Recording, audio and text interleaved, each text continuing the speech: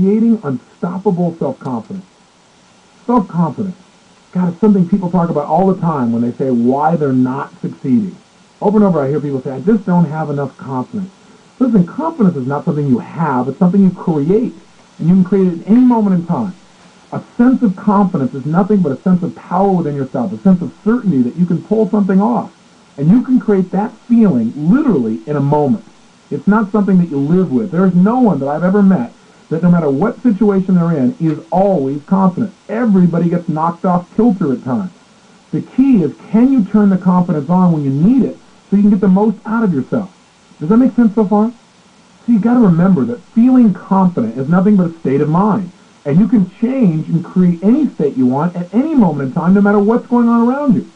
Let me give you some specific examples. There are 3 primary ways that you can create self-confidence at any moment in time to get the most out of yourself and produce the results you really want. Approach number 1 you're familiar with. It's called physiology. You've got to remember that any feeling you've ever had in your body, whether it be fear, anxiety, concern, depression, frustration, or ecstasy, power, unstoppability, confidence, success, those emotions, any emotion you feel comes from the way you use your physical body. The only way you can feel anything is by the way you move, the way you breathe, your facial expressions. So if you're not feeling confident, you don't have to intellectually try and pump yourself up because it doesn't always work. I'm sure you've tried at times to go, well, I need to be confident. I know I should be confident, but you're still not there. The quickest way to get confident is change your physiology radically. Listen, in our seminars around the country, in the Unlimited Power seminars, one evening, as you may know, includes a seminar called Fear into Power, the Firewalk Experience. Now, the purpose of that seminar, again, is to show people how to go from a state of being totally afraid into a state of absolute confidence where they're able to get themselves to literally walk across a bed of burning hot coals. How do we do that? Way number 1 is we get them to move their bodies with a level of intensity and power that they have not experienced probably before. Remember earlier in these tapes I said to you that emotion is created by motion. The way you move your body physically, the way you breathe, your facial expressions instantly affects your emotional state, the way you feel, and the way you think. So if you need confidence, you must move in a confident way. You must literally put yourself at level 10 or above. You remember those conversations? So what I do with people is literally, I'll take somebody who comes up to the fire and they go, oh gosh, I really don't think I could do this. And I say, and I couldn't do it either if I talk like you right now. Stand up. Breathe strong. Take a huge deep breath in. Blow it out hard. What I want you to say the word yes.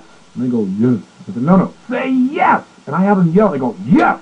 Say it again, yes. And pretty soon they feel incredibly strong, and I say, walk, and they go, okay. And it's like instantly.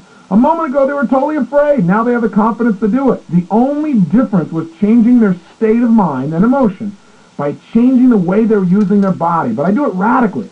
Major explosive changes. In other words, if I was going to make a gesture, I wouldn't just like reach my hand out toward you. I'd snap it out there. That's the kind of state of confidence I'm talking about. Are you following me? In other words, you've got to move deliberately as if you are absolutely, totally in control. You know you can create any result you want. If you meet someone who's confident, you know it before they open their mouth, don't you? Can't you tell by the way they move, by the way they speak? Listen, what if when you turn these tapes on, I said, I want to thank you for listening. I'm Tony Robbins, and I want to share with you over the next 30 days and approximately 30 hours how you could have, absolute, total self-confidence. You go, get rid of this guy. What am I doing? What's going on here? Who is this guy? Is he on drugs? What's the deal? See, the bottom line is I communicate rapidly because I'm confident. Is that I'm competent? No, confident. That's what I'm talking about. Hopefully I'm competent too. But the bottom line is I'm just letting it go. Out of that state of confidence, though, ideas pop up. This whole set of tapes have been designed to help you get results without limits. I didn't sit here and say, okay, now I'm going to say this. I'm going to say that. I'm going to put it in this order. I want you and I to have a relationship that moves you. This whole set of programs comes from my ability to say, I'm confident, I know I can reach this person. If I didn't believe that, you and I couldn't have this conversation right now. But sometimes I don't feel confident. Sometimes I don't feel like I know what I'm going to say next. Have you ever been there? What I do at that time is act as if I know what I'm doing. which is a useful approach. Now you might say, well, you're teaching people to be confident but not confident. I got news for you. If you're confident enough, you can develop the competence. But if you're competent and you don't have confidence, you'll never succeed. There are many competent people who could accomplish incredible results, but they're missing the confidence. Am I suggesting to you to be foolhardy? No. What I'm suggesting to you is learn how to turn on the confidence rapidly. Use enough of it to learn what you need to know to be competent and effective and produce the results. But you'd be surprised how much more you know than you realize if you really get yourself in the right state of mind. Does that make sense? Try it. Try moving your body in a confident way. In fact, try it right now. Please stand up. Again, if you're in the car, it'll be a little bit more difficult. Oh, no, don't sit back down. Some of you started to stand up and you sat back down. Don't do that. I'm there. I'm watching. I'm telling you. Stand up, and what I want you to do is just try something. Stand the way you'd be standing if you felt unstoppably confident. Breathe the way you'd be breathing if you felt unstoppably confident. Really go for it. Put the kind of expression on your face like you'd have if you were unstoppably confident. And make some gestures. Actually, move your hands out with some power, as if you're trying to make a point with real power, and where you know that what you're going to say is going to be effective.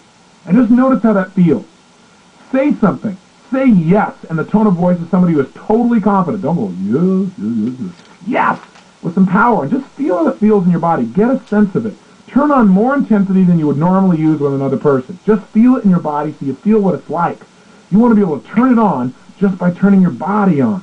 This is critical. With this as a power, you can go from being afraid to strong in a matter of moments. Now try something really stupid and silly. While you're standing there, I'd like you to walk around your room, and the way I'd like you to do that is I want you to imagine there's a cape shooting off the back of your back. I'm going to have this called, we call this a cape walk. Now, if nothing else has felt stupid up until now, this one is guaranteed to assist you in this process. What I want you to do is stand up, pretend there's a cape back there, shoulders are back, and I want you to walk around, just walk around in a circle, but like you got this cape flowing back there with a sense of pride and power. Now you go, I'm not going to do this. Listen, only those who are truly secure can participate in this exercise. Go for it. Try it. Come on. Walk around and just notice what it feels like. Seriously, walk around and notice how it feels to have a cape on your back. And from that state, even though it seems humorous, try it right now while you're listening to me.